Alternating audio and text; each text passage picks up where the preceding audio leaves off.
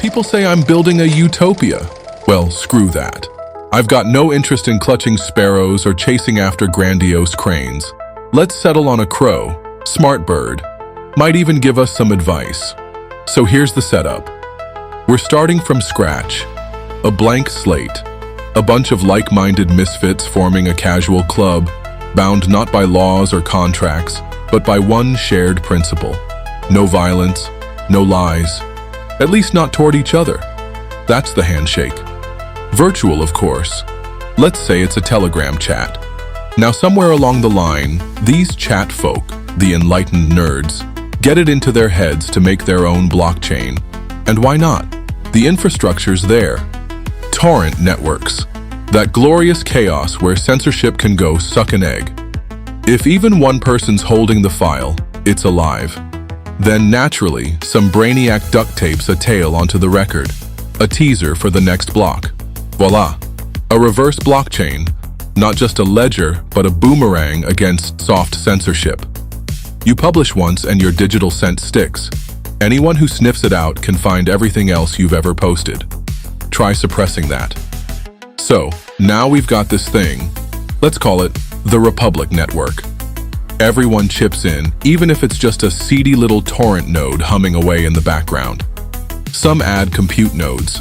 We're scaling, baby. Among them, surprise, we find some coders. They cobble together a couple of bots. One collects daily chatter and posts a digest. Today in room 7, Vasya pitched a wild idea, Petya wrote a poem. Each room gets its own. Then they build another bot to synthesize a grand digest from the mini ones. And because we're on a roll, here comes bot number 3. This one watches everything, learns from it, and starts speaking for the entire chat as a kind of average opinion.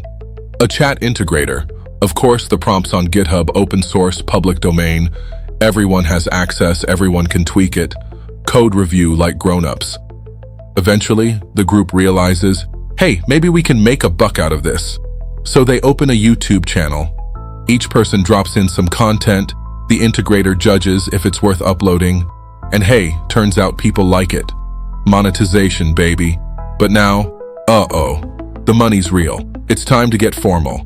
Enter the co-op, an artel, a creators guild, from each according to their ability to each according to the views. Sounds familiar? Sure does. It's a shareholders game now. You join by recommendation, leave whenever. The guild's got to buy out your shares, or maybe you're kicked out. You lie, cheat, or contribute nothing. Bye-bye. Profits, split among shareholders. And when the cash piles up, well, now we're cooking. So they've got some cash stacked in the guild's account. Now what? First stop, insurance. A proper one, not the we'll pray for you kind. Every shareholder gets life insurance, health coverage, and disability insurance, all paid from the Artel's fund. You sign on as a shareholder, you're not just buying in, you're buying security. Real-world perks for your online hustle. And even after all that, the fund still isn't empty. What now? We invest, but not like Wall Street sharks.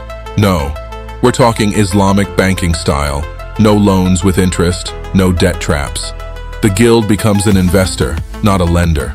It's a little trickier than just slapping your signature on a contract, but it's doable. Or heck, just buy stock in other funds and let the compound interest party begin. But why stop there? Why not multiply? After all, the Artel's not just a gang anymore, it's a corporation. And in case you didn't know, in the US, cities themselves are corporations. That's right. Buy a piece of cheap land, run some pipes, wire it up, and boom, you've got infrastructure. Subdivide, lease, sell. That's city building 101. Can an Artel found a town? Why not?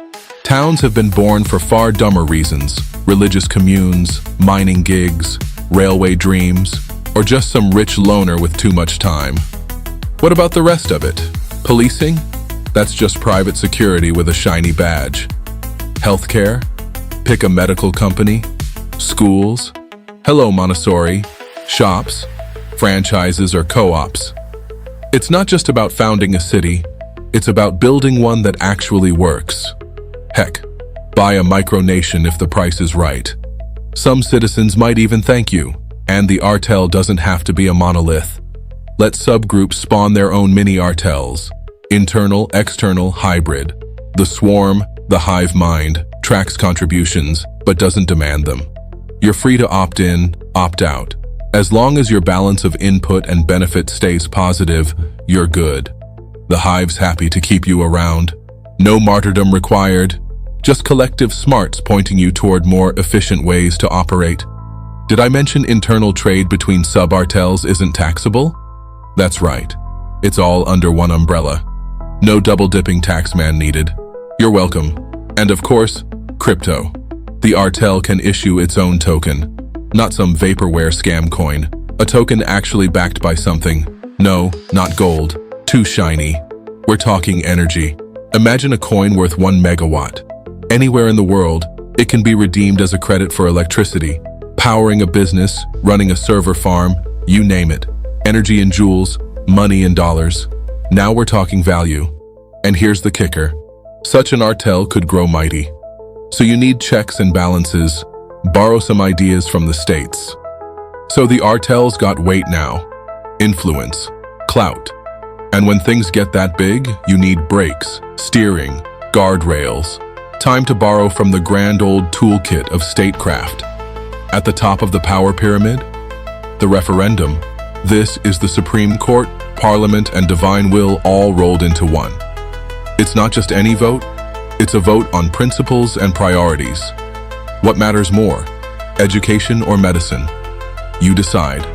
Every vote is open, logged on the blockchain. No cloak and dagger stuff. No room for shady backdoor deals. No identity, no candidate names, no juicy slogans. Just a raw priority call. Then comes Parliament, the legislative brain.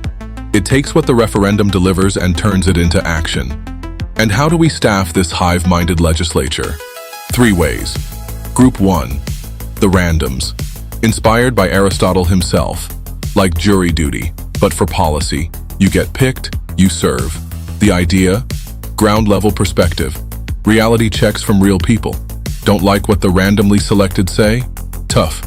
Maybe the mirror's the problem. Group 2, the screamers. Classic election junkies. They shout, they promise, they kiss babies and wave flags. No one believes a word they say, but hey, it scratches the emotional itch. To spice it up, candidates have to pass a civil governance exam and take part in a role-playing scenario instead of shouting matches. We give them a problem from history, scrubbed of all context, and say, now what, genius? Group 3, the experts. Credentials required, voters and candidates alike. Knowledge is power, and we want some actual horsepower on board. But wait, there's more. A constitutional court to slap wrists when someone gets cute with the rules. A state security service to sniff out corruption, both high and low. A parliamentary red team to audit that security service, just in case it gets too big for its black boots. Now, what does Parliament actually do? Simple. They write the rules and pick contractors. From trash pickup to street patrols, everything's outsourced. No standing executive branch, no entrenched power base. You want something done? Hire a team. Or 2. Let competition keep them honest. Power in this model can't be hoarded, because it doesn't exist in the traditional sense. It's functionally distributed, temporary, and accountable. And now, I want your critique. Not the snarky kind. Not the loyal Utopia dismissals. I want the good stuff. The cracks in the system, the logic fails, the missed blind spots. Tell me why this wouldn't work. Because here's the deal.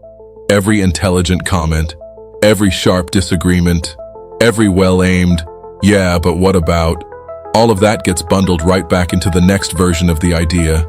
It evolves, mutates, gets stronger. You're not just poking holes, you're shaping the hull. So, don't hold back. Join the artel of thought, be a co-author, throw your stones. We'll use them to build the next floor. And hey, maybe that crow's got a few more tricks up its sleeve.